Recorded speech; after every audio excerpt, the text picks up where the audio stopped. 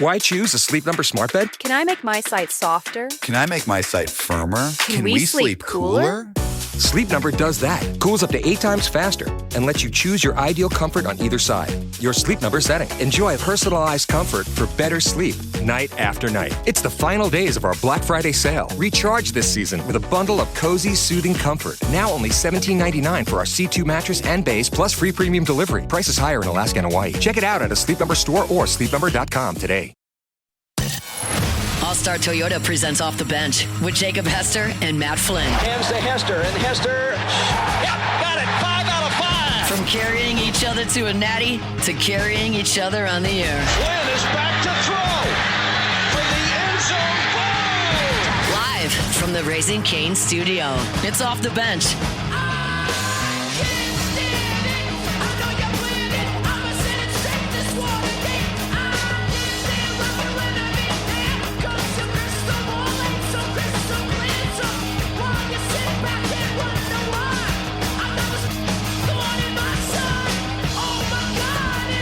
All right, welcome back in. Hour number 3 of OTB. I just realized that it's Tuesday at 9.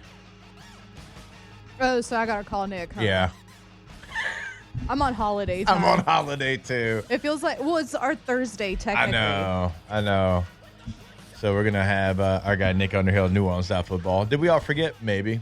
All of us did. I thought he was 9:15. Nah, he's 9. Always been 9. Yeah. You think it's 9:15 Monday. Am I right? The Saints? Good. Go Saints. Go Saints. This offseason should be pretty intriguing for the old New Orleans Saints. There's so many needs.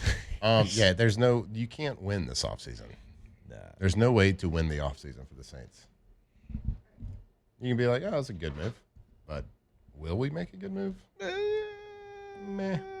I got Nick. All right, let's go to the phones now. We've got Nick Underhill, New Orleans Football, joining us to talk New Orleans Saints. Yes, that New Orleans Saints. Nicholas, what's up, brother? How we doing?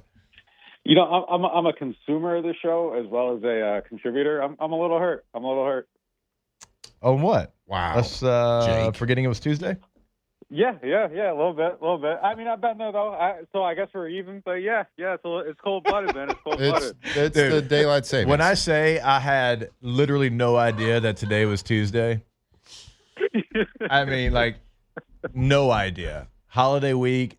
Look, we're in coaching rumor purgatory. I mean, right now. we got a foot out the door. We don't have to work on Thursday and Friday. Nick, that's on me. I'll pat my chest. That's on me. Got to be better. There's a lot of got to be better for the Saints. Oh yeah. Man, all jokes aside, like, I felt good about this game. I'm like, I know Kirk Thuggins is playing, and that's actually probably better than Penix at this point. But you're at home. You got some juice from the last game. You got a bye week. You're going to be ready for this game. And my, oh my, was I wrong. I thought that game was going to go completely different than it did, Nick. Yeah, I'm with you. I was a little bit surprised they came out and looked so flat again to start the game. I mean, there's just stuff here that I just, I think we're starting to reach a point where it just feels like it's probably not going to get fixed. I don't like a lot of what they're doing right now. I don't know where I want to start ranting. But I mean, look, I'm curious what you guys think about on this too. Like, it's kind of inconceivable to me that you're trying to find out what you got with your young quarterback and you line up 15 times in the red zone and your rookie quarterback doesn't get a single red zone passing attempt the whole game.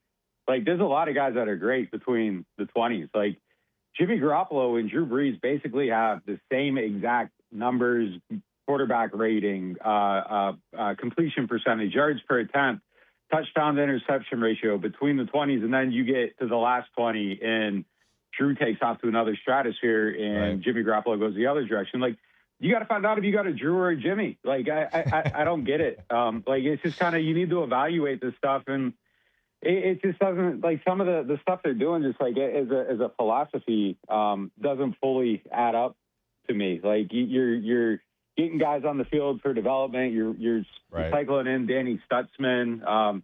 you're trading Rashid Shaheed, you're granting Brandon Cooks his release. Like, all these things signal rebuild, develop, evaluation, and then, like, at the most important spot, like, you're just gripping so tight to, what is he, 35? A 35-year-old player? That's 36-year-old? I don't know what he is.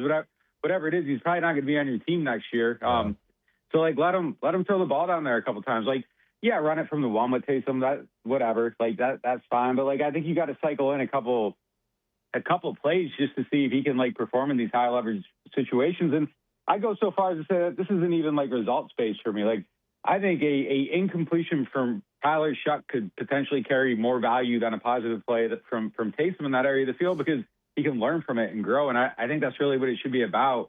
And it's just weird that, like, all of a sudden, like in some areas, like, you're pressing so hard, but then on the other, like, you're still sticking with the kicker who's already missed 6 kicks. He misses 2 more. And, like, over here, you're fine with sacrificing points in the spirit of development. But over here with the quarterback, you aren't. I don't know. It just doesn't make sense to me as a philosophy. To your point, it's there's conflicting philosophies in the game, because in one hand, you're saying, we're trying to win the game because I think this Taysom Hill package gives us the best chance to pick up a first down or score a touchdown.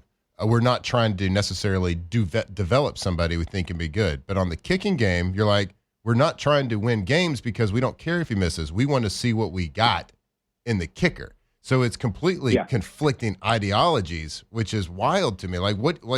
Where is the disconnect from whatever the powers that be, the owner, the GM, the head coach? Like, why isn't that making more sense? It blows my mind, and that's all I want is, like, for everything they're doing to paint one picture. You're moving one direction. Yeah. It signifies. Yeah, I think we'd be fine with one way or the other. If you're trying to win the games, fine.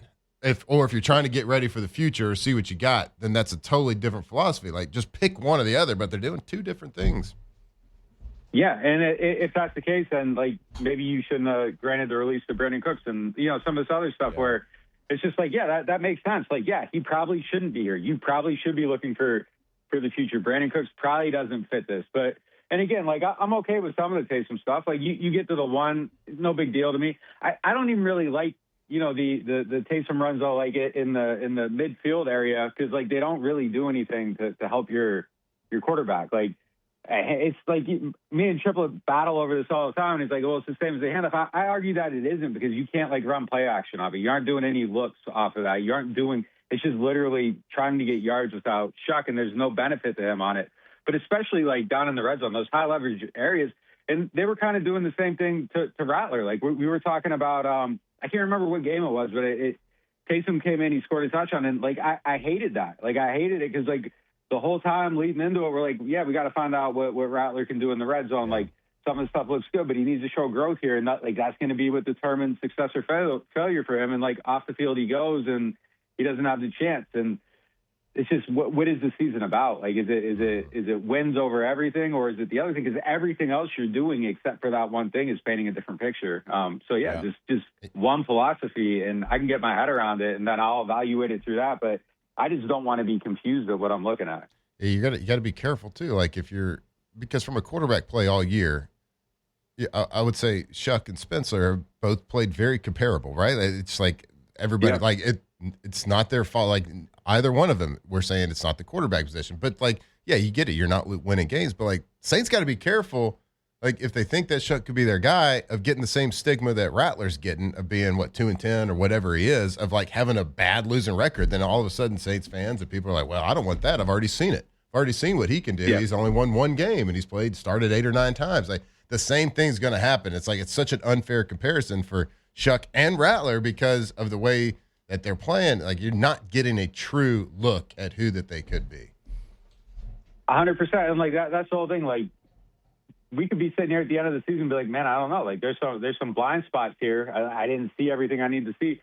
Like, if he is terrible in the red zone, and look, there was some stuff there was a lot of throwaways at Louisville. Like, there's things that I want to see down in that area of the field. Like, I just don't want to be here January and it's like, well, I don't know. Like, do they have the guy or not? Like, it should be a definitive answer. So every opportunity you have to, as they say, collect information, like, you need to be collecting that information. So I hope they do something different, but I don't know. Like, this has just kind of been the method of operation the whole year. And I don't know if they're telling us they don't believe in the quarterback or what, but like it's just a very weird way to go about business, especially when like it seems like there should be no pressure on them to win games. Like I can't imagine they're sitting up there in the front office and like stepping on his neck right now. I think everybody knows what it is.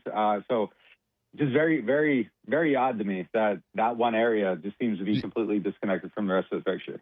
And Nick, in the NFL, you cannot lean on, I don't trust the quarterback. Look what the Panthers are doing. They can't trust Bryce Young, and they still got 5 wins because they at least still put the ball in his hand. They did it on first down yesterday on the 1 yard line in the first drive of the game for them, and he throws an interception. Like, they can't trust that guy, but they still keep doing it. And look what happens. They at least have 5 wins. Yeah. And Shough and Rattler are better players than Bryce Young. Let's call it what it is. 100%. And like the Taysom stuff isn't even working, which makes it even worse. The first play they ran, like, just completely. I don't like. So you're gonna run Taysom out to the right. You're gonna have Devon Bailey on the only route on the play, and if everybody doesn't bite on Taysom and Devon isn't wide open in the back corner of the end zone, the play fails. Like, I don't even understand stuff. Like, let me see Shough just sit back there and just go through 3 reads and see if he can get the ball out or something. Like it just feels. It just I don't know. But I can't stand watching it. It drives me crazy. All right, so we got to ask you about the kicker situation as well. I mean, Groupie it is what it is. Not a good NFL kicker. He misses yet again, and so you try a couple of kickers out, Justin Tucker and Cade York, and obviously, both those names in Louisiana are going to bring headlines for different reasons. What's the latest there with the kicking situation? Oh God, please, Cade York. Like it's 2-9. Like you don't need to. Yeah. You don't need to introduce anything that. Look, I think right now the Saints are a very hard team to like. Their fans, they're you're asking a lot of them like to ride through this, to show up, to cheer, to like the last thing you want to do. And look, I know some people are going to care and some people aren't, and their allegations, nothing's with the court, like blanket the whole thing. But like forcing anybody to sit down and be like, do I feel okay about this guy scoring points in a 2-9 season? Like it doesn't make sense. I don't understand. Even getting in the vicinity of something that can bring a negative headline when you're 2-9. If you want to sell your soul to the devil, if you're the Broncos and you're 9-2 and you want to make a wild signing, I guess. But like, I feel like one of the benefits of being a bad team is you don't have to do any of that. Like you're 2-9, just stay away from it. Sign the 24. He's 36 anyhow. Like, where are you going with this? Like. So you're going to sign a guy that brings negative headlines. That hit 73% of his kicks last year. Wasn't even, a high-level player. Groupie's at 69. I mean, sure, Justin Tucker, you could tell me he comes back and doesn't miss a kick the rest of the year. Great. Let him do it somewhere else. Like, I don't understand getting around this one either. Like, it's just, like, why are you doing this? Like, I couldn't believe it. I was shocked, like, just on the level of, I don't know, man. Like, if you're going to do something like, that feels kind of gross. It just doesn't make sense in this setting at all. Like it just even taking all emotion out of it. Like why? Like why are you doing this? He's not 24. He's 36. You're 2-3 years away. Like how long do you expect him to be around? So like what is the value of that? And then on Sunday you have a kicker out there. You're willing to let him miss 2 more. We had been talking all year. Why are they letting this guy go with this? All of a sudden, it's so dire that you're willing to sell your soul for a higher quarter. I don't, man. I just don't. I don't get it. I'm a little bit lost with what they're doing right now. So the Saints have the opportunity to sign the person that we think they should, or the person that we think they definitely shouldn't. So they're signing Justin Tucker. Is basically what we're saying. Yeah. All right. Probably. Sweet. They got the chance to do the right thing or the wrong thing. So Tucker's gonna be kicking this week. Perfect. I just thought, like why? Like you created a circus around a workout too. Like I just don't, man. Like what's happening here? I don't like. They could have controlled the flow of information so it doesn't come out until Tuesday when nobody's around and at least it's like quiet. And I don't get it. Like it just seems very, very short-sighted to me. But yeah, man, I hope they go with Cade. Like he's 24. Even take away everything else. Like you taught me. And look, Cade's career kicking percentage is 73.3. That's what Tucker was to the decimal point last year. Just take everything else out of it, 36 versus 24. I'd rather find out, if the 24-year-old can get it. He was a 4th-round pick at one point, right? Like, go find out if he can Yeah, like spend the year evaluating that and see if that talent and a kind of like, take some pressure out of the situation, see if he can figure it out. Like that's what the season should be about. It should be about finding out if young talent can do what they do. That makes way more sense. But like it's two polar opposites here. So I don't know. I hope they go with York. Yeah, Nick, do you like traditionally know like how the Saints operate their player workouts? Because I'm just like every other team. I'm sure they have people working out every single week, like just to either be on the list or got a backup plan for a practice squad or whatever. I just remember there's always people working out. Now this one's a little bit more public because they're obviously looking for another kicker. But we were kind of talking about it earlier in the show. If sometimes it's not all. It doesn't always depend on who wins the workout. So, like, if a traditional person was just saying, all right, they brought 2 kickers in to try out for the team, whoever makes the most kicks in that one workout gets signed. Do you know if the Saints operate in that manner, or is it just part of the evaluation process? They're just going to see physically how you look, how your, the leg angle is, or whatever it is, or are they just going out and say, all right, y'all each get 30 kicks. Whoever makes the most gets signed. Yeah, I think it's more the evaluation part of it. They do much fewer workouts than they used to. Like when Peyton was here, it used to be like 12 guys every week. Like he was just constantly looking at them. It's kind of toned down the last couple of years. This year, I think it's been the fewest that I've seen. They haven't brought in any specialists at all so far this season. In a more regular. If it was a different set of names, Cade York and a different 36-year-old kicker, my thought process would be like, okay, they're probably more interested in Cade, and they just want to see how he holds up against like the pressure of having somebody else next to him, because it's kind of been a little bit shaky, and just see where his confidence is at. That's probably how I would try to read through that.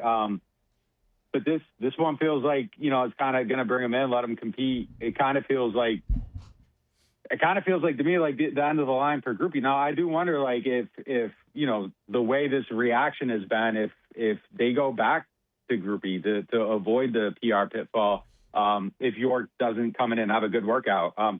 I don't know. I like it. Would they actually be willing to sign Justin Tucker after kind of seeing how things have gone the last 24 hours? It would be fascinating if they just said F it and did it. Like I would be kind of surprised by it.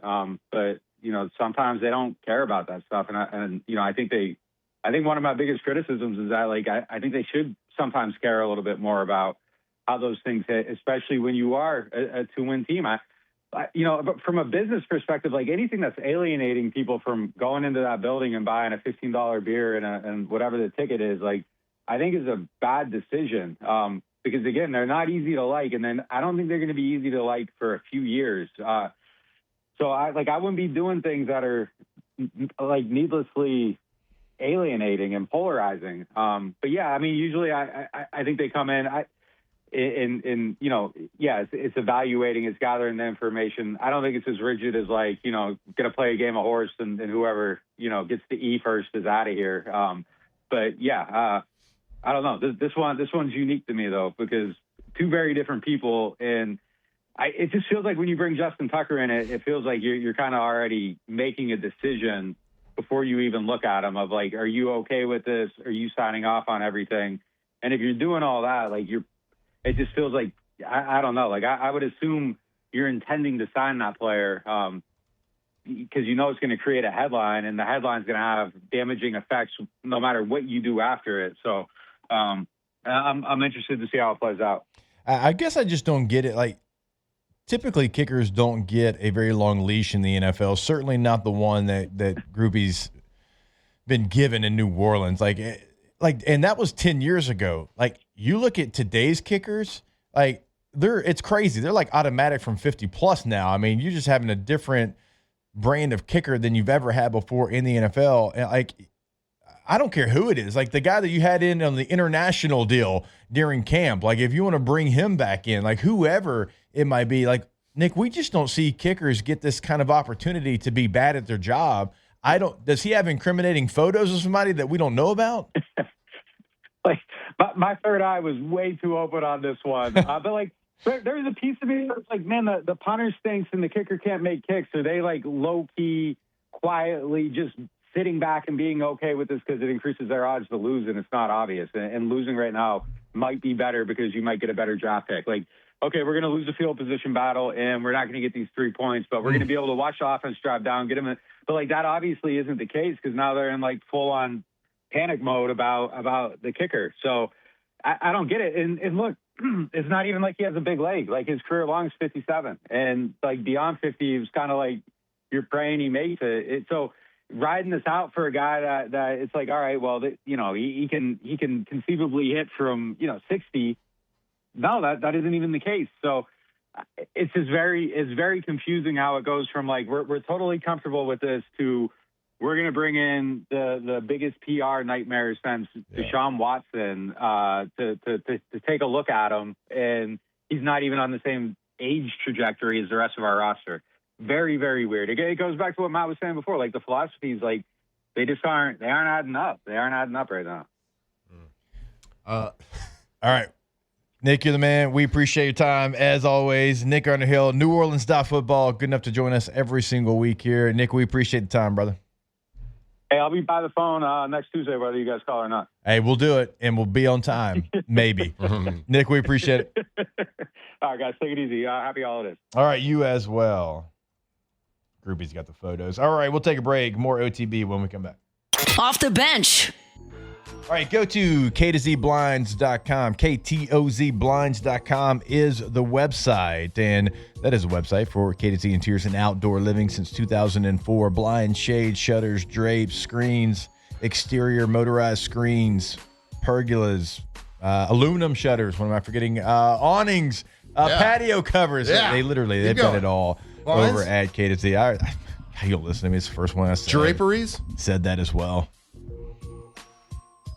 Baton Rouge, Lafayette, on the North Shore. They have got you covered. Check out their service area on their website. If you're listening to us in Alexandria, chances are they're going to be able to help you out up there as well. Go to the website, KTOZBlinds.com. K2Z Interiors and Outdoor Living. If you're looking for, some tailored window treatment, they got a solution for every single room, every single style you can imagine. They got a trusted local team with 25 plus years of experience. They got complimentary installation and award-winning craftsmanship. Go check them out, KTOZBlinds.com.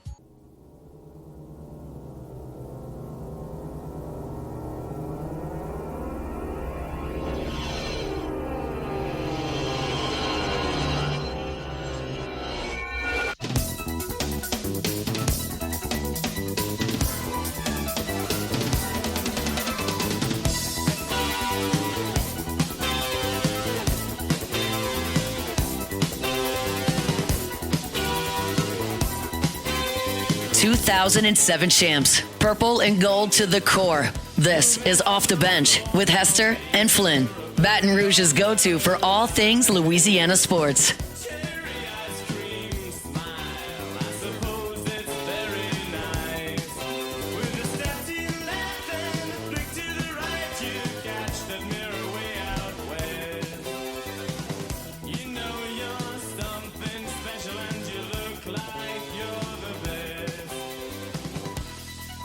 All right, welcome back in, OTB.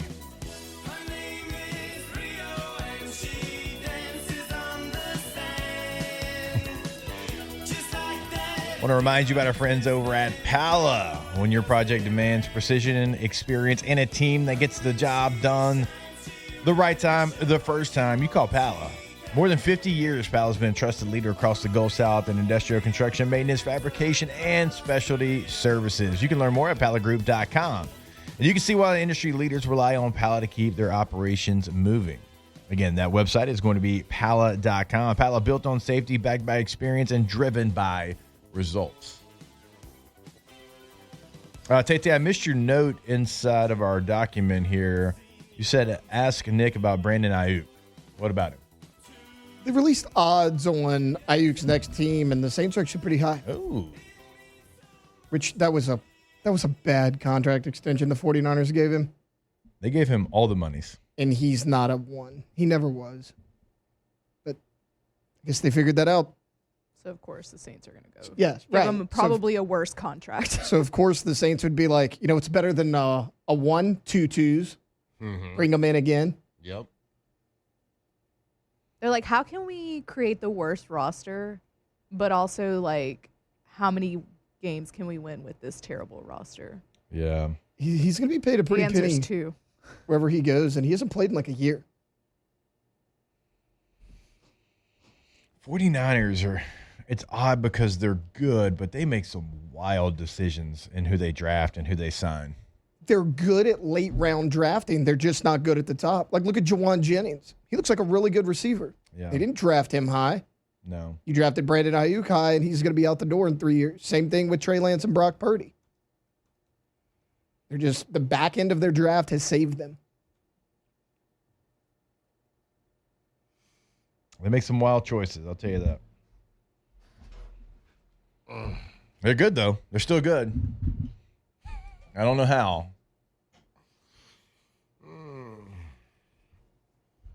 McCorkle. You okay over there? Yeah. He's triggered. That's going through it. Hey, J.J. McCarthy stinks. He's bad. He's bad. Put 9 away. Put him 9 away. That's The a weird. alter ego's not That's an working for you. entirely weird situation happening over there.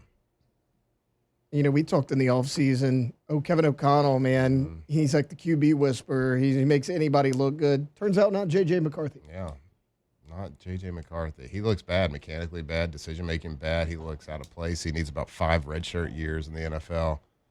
I heard someone talking yesterday in the media. They said there's a weird situation around J.J. McCarthy. So Jim Harbaugh coached him. He coached another first-rounder in college named Andrew Luck. 2 first-round guys.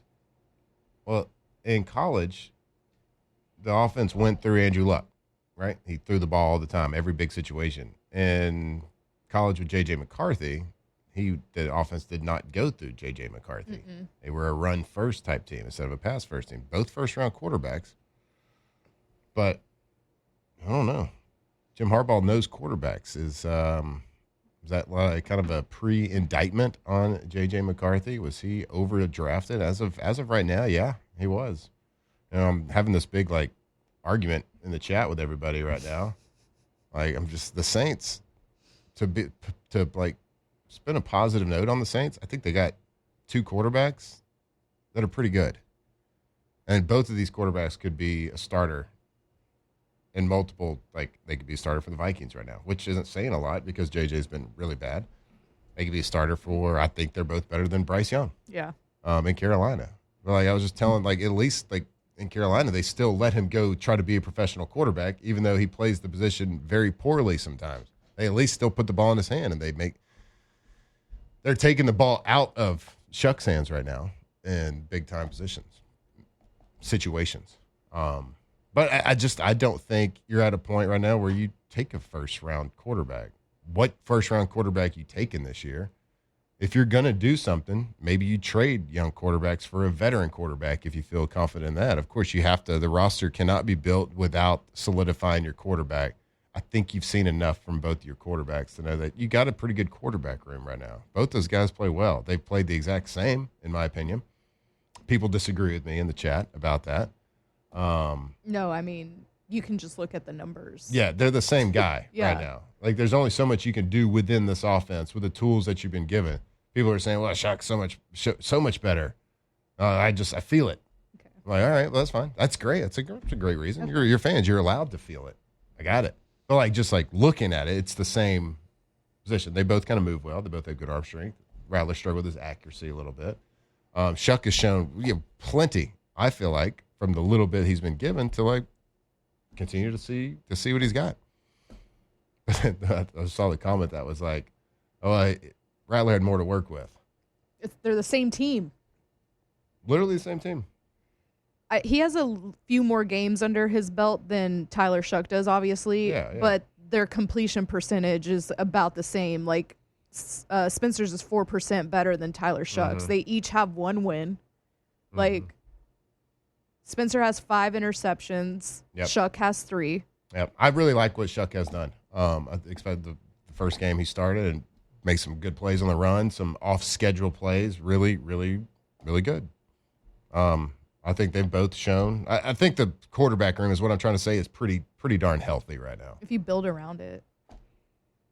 I would disagree. Your last 2 games from Shough have been better than any 2 games from Rattler. I don't think that's the case.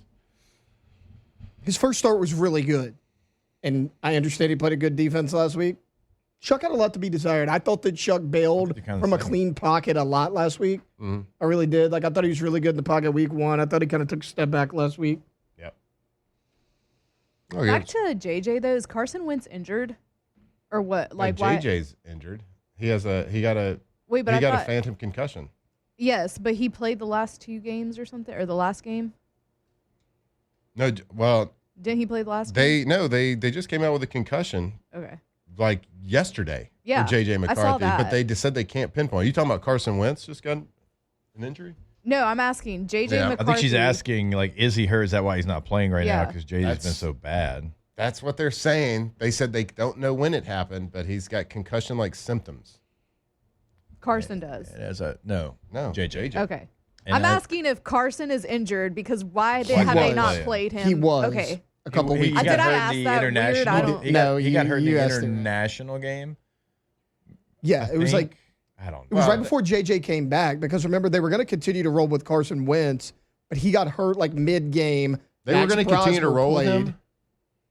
There was rumors that they were. Max Brosmer came into the game. Wentz came back, then he was unavailable, and then the timelines kind of matched up. Because remember they said McCarthy was healthy. We're still going to hold him out this week for precautionary. They still rolled with Wentz. Then he got hurt. Yeah, Wentz had season-ending shoulder injury or shoulder surgery in October. So they're stuck with 9. Maybe not this week. He's got a concussion. I don't know who their backup Max is. Brosmer from Minnesota. They should have traded for Rattler. Right. I think they Saints had a tradable asset at least for something, right? Max who? Brosmer from Minnesota. He was a late round rookie. He went in for Wentz. The game Wentz got hurt and came back in. People liked him at the combine. I mean, he obviously hasn't played much in the NFL, but see what he's got. We got to see what he's got. Got to see what he's got. You got to see what he's got. I mean, he took the guy, I mean, you got to see what he's got with Shough, but like when you're in the red zone, we don't need to see what he's got. Let's put Taysom in. In this case, they do have to see because he's like the only quarterback they have now. This is wild behavior over there in New Orleans. They don't know which way's up. It's like they don't know if they want to be really bad or if they want to try to win or I don't know. Hey, I genuinely think they're trying. Hey, let's come back from break and let's look at this passing charge from LSU. All right. We'll do it when we come back on OTB. Off the bench. All right, go to gcopnet.com, Gulf Coast Office Products in Baton Rouge, in New Orleans, in Lafayette, on the North Shore. They are there for you. They are your complete office solutions because, as we know, when you need a document, you need it right then, right there. You cannot wait on that. It is your lifeline, right? If you're an engineering firm, a law firm, a university, a hospital, you have to have it, and you're always going to have that first-class service with GCOP. The Pelicans, the Saints, LSU, the Raging Cajuns, they all trust GCOP, and you should as well because they are truly the best in the game. GCOPnet.com. Yeah, if you work in an office, it doesn't matter what size, whether it's a hospital, university, whether it's a law firm, or you got a little Cajun basement sitting right above your garage that it's just you. Well, doesn't matter what size it is. You know, the lifeline of that office is that paper trail. How you copy, how you fax, how you scan, how you do all those things. It is that paper trail, and they are truly the best right here in Louisiana. Go see them, gcopnet.com.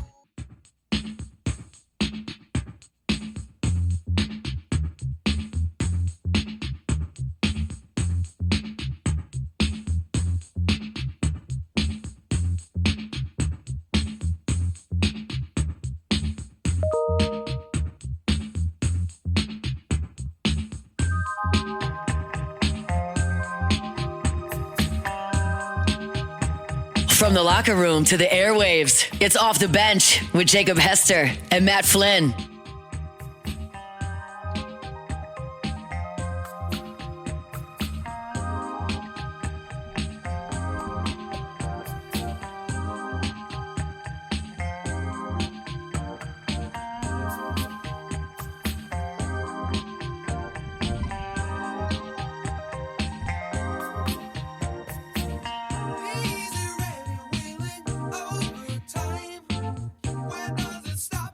You making people mad in the chat here again, bud? Yeah. Oh, we got a lot of Shough fans in the chat right now. Can you just imagine if at one point Tyler Shough and Lane Kiffin teamed up? Don't even dare ask a question of why. Don't ever ask a logical question about those two. I love Shough. I think he's really good. I think it's somebody to build around. I think Lane Kiffin's a great coach. Be really happy. Be fired up. I'm just not a sheep. I'm always going to ask questions.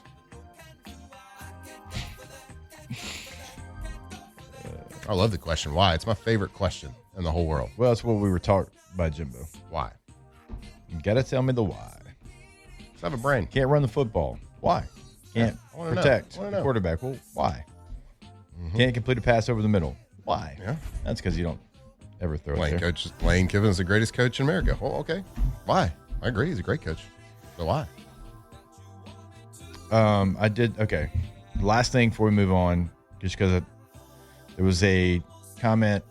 I just think Shough is going to be better. And this is I think Spencer Rattler and Shough are giving you the same thing, by the way. So this is not like picking one or the other, but it's just funny. I just think Shough is going to be better. The ball comes out quicker, it appears, and is on the mark. I just looked it up, the analytics of it. Spencer Rattler is third in the NFL in release time among quarterbacks with 70 pass attempts. Now, there was some accuracy, a couple throws here and there that in big moments. So I'll give him for sure that. Yeah, those are plays that accuracy plays that he's got, but he's also very accurate, especially down the field. Like he hit a huge pass, arm strength. Yeah, they're both giving you the same thing right now. I mean, they're giving you as much as this offense is allowing a quarterback to give. That's a great way to put it. And I think both those quarterbacks are starting quarterback caliber in the NFL. I really do. So I think that is good news. It is good news, I would think, if Saints fans feel that way, because that means you don't have to invest in that quarterback. Build around. That's good. Good stuff. Positive. Before you give your passing chart there, I want to remind you about our friends over at Gordon McKernan Injury Attorneys. Get Gordon and get it done. It is your area code in Louisiana, followed by 888-8888. It's always online at getgordon.com. There you can have a chat with a live agent. It's going to pop up any question you might have. You can check out cases they can handle for you in the courtroom, past client results as well. And then you can see what they're doing throughout the local communities in Louisiana. At Get Gordon's going to be the handle on all major social media. Incredible bike giveaway they do every single year, always doing big things. Again, from North Louisiana, Shreveport, Monroe, to Baton Rouge, to Alexandria, New Orleans, Lafayette, you name it. They've got it covered in Louisiana. Get Gordon and get it done. All right, Taylor, you got my computer? All right, so if you're watching along with us here, you're just going to kind of scroll the internet with me. So we are on this website that gives you passing charts for everybody. I got college, I got professional. So what we want to do is we just want to take a dive into a little bit more of the analytics behind LSU's offense. And then we're going to compare it to some of the best offenses that are playing football today in the NFL, of just kind of how you attack the field. I just want you to take it. We're going to go through multiple different games here. Jake, if you want to Vanna White for me a little bit. We got a line of scrimmage right here. And so I want you to see passing chart. Can you really see that? No. Go back to the other screen. Yeah. All right. So we got 1, 2, 3, 4, 5, 6 passes beyond 5 yards. And I'm giving a couple outside the hash credit as well.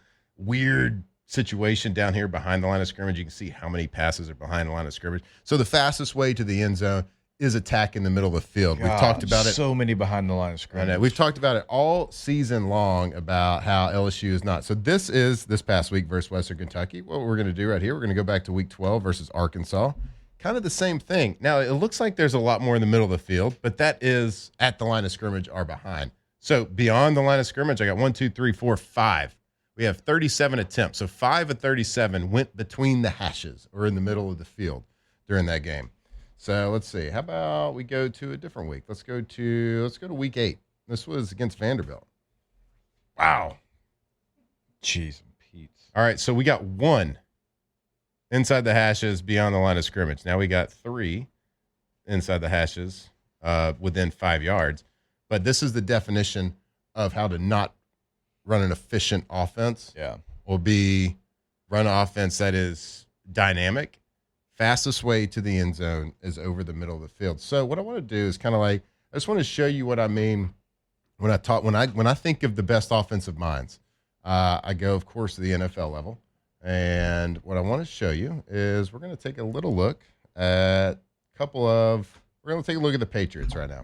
Okay. The Patriots they have one of the best offensive coordinators, in my opinion. Let's go to this past game. Let's see. Look at the middle of the field right here. And so, as you can tell, NFL, the hash marks are more narrow, so you kind of got to go a little bit outside of that. Still, like even in the narrow hash But even in the narrow hash marks, it's more. Look at this. So this is the theme for teams. I think this is against the Jets here. So let's go to a week before. All right, that's both weeks. Just look, it's more equally spread throughout the field. It's not past the numbers, not past the hashes. We are attacking the middle of the field. So let's go to a different team. What do you think? Who's another team you think of? I think of the Niners when I think of a good offensive coordinator who does a lot. I mean, for crying out loud, he took McCorkle, right? Made McCorkle good this year. Let's go to the Niners. Let's go to week 10. They played the Rams this game. Middle of the field. Yeah. Attack. Looks like a Christmas tree. Yeah. Looks like a Christmas tree. That's exactly right. You want a passing chart to look like a Christmas tree, in my opinion. Let's go to the week before this. Let's go to week 9. This was against the Giants. Just attacking. Yeah. So these are the best offenses out there, the best offensive minds, the best offenses.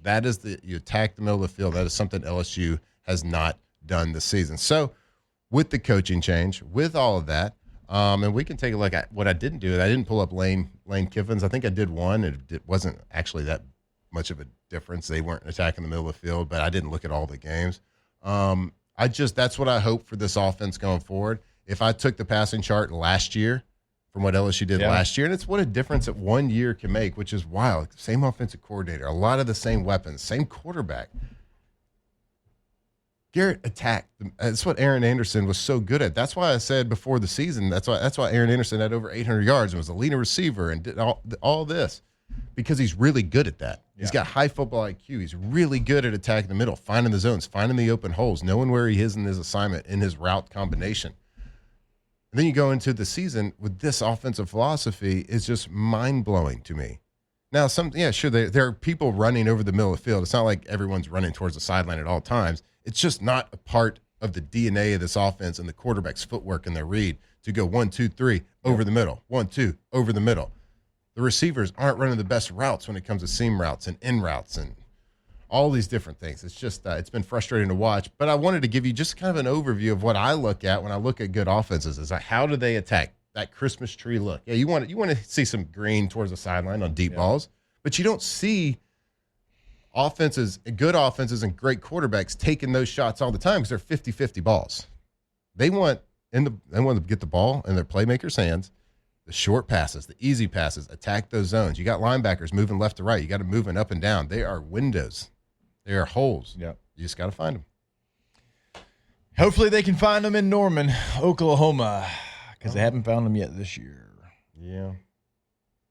Do you think they will? We'll go to break. More OTB when we come back. Off the bench. Big news on the riverfront. The new star of downtown Baton Rouge is here. Bally's of Baton Rouge, formerly the Belle of Baton Rouge. They are opening a brand new land-based casino and entertainment complex here in the capital city, coming very, very soon. And this is a major moment for downtown. This is a new casino. I mean, completely redone from top to bottom, 25,000 square feet of Vegas-style action, and the Dining Depot has 5 incredible new restaurants there. You've got the DraftKings Sportsbook. You got Pelican Pins, bowling. You have something for everybody there at the new Bally's of Baton Rouge, and a fully renovated 10-story hotel with 242 rooms and luxury suites, even suites overlooking Tiger Stadium. Yeah, they even let Jake and I walk through there with a hard hat on recently. And let me tell you something. It is like Baton Rouge, we're getting an upgrade with this one. You're talking about a beautiful casino, beautiful sports bar, beautiful restaurants, and a great casino right there. Bally's of Baton Rouge. From the locker room to the airwaves, it's Off the Bench with Jacob Hester and Matt Flynn. All right, welcome back in, OTB. I want to remind you about Marucci's Hitter's House and the Warehouse Sale. You can shop, save, and swing into the holidays with the Warehouse Sale. Big discounts on your favorite gear from Marucci, Big Disc Bomb, Lizard Skins. The Baton Rouge sale runs November 28th through December the 14th. It's going to be right there at the Marucci headquarters, Monday through Friday, 11 to 6, Saturday, 10 to 5, Sunday, 11 to 4. That New Orleans sale, December 5th and 6th, Friday from 3 to 8, Saturday from 10 to 4. And remember, you've got incredible gift card bonuses. Spend $500, get a $100 gift card. Spend $250, get $50. Swing into savings at the Hitter's House Warehouse Sale. It is the best time of year to gear up. Great zone. Great job today, Alondra. Always. I think 80s Tuesday is my fave. Yeah. I had to wear the Cure shirt in honor. Nice. 80s music's so good because there's so many different ones. like, and then different genres like of music that hit too. Yeah. Who decided genre is going to be spelled that way? Not spelled like genre. How would you spell it? Genre. That's not how I would spell it. How would you spell it? I teach my kids who are learning to read. Is an O sound. Genre. Yeah. Maybe with a J, Jonrah. The thing about letters is when you put them next to certain other letters, they make a different sound. I don't believe you. I don't believe you.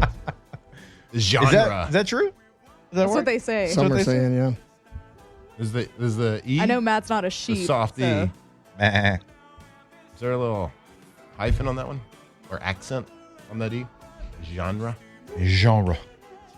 Feels like it. I'm going to miss you guys, but I'm not going to miss this air condition. I'm It's freezing. cold. It is really cold. Yeah, the It was old like tip of the 9 o'clock. It nose. got The like- old tip of the nose is pretty cold Maybe right I got now. this mustache going on. All right, we love you. We appreciate you. We'll see you tomorrow. Enjoy the rest of your day. Off the Bench. All right, so go to RejuveMeMedical.com if you're feeling tired, low on energy, or you just don't feel like your younger self. You can visit one of their locations. I mean, they got them everywhere. Baton Rouge, they got multiple locations. Prairieville, Metairie, Slidell, Covington, Shreveport, Monroe, Lake Charles, Lafayette, wherever you're listening to us, no matter which affiliate you're listening on, they have got somebody that can help you out to feel like your younger self. So for over 10 years, they have been the Louisiana leader in HRT, helping you regain that energy, that boost, that libido, and get back to feeling like your normal self. That's right. Men, we're talking to you, although you're men or you're a lady. Whatever. But men, we're talking to you. Energy, libido, whatever it is. It's called testosterone. It's called HRT. Oh, yeah, if you're feeling a little sore, it's also called peptides. They can make you feel better all over, man. Go see them. They are awesome. RejuveMe, RejuveMeMedical.com.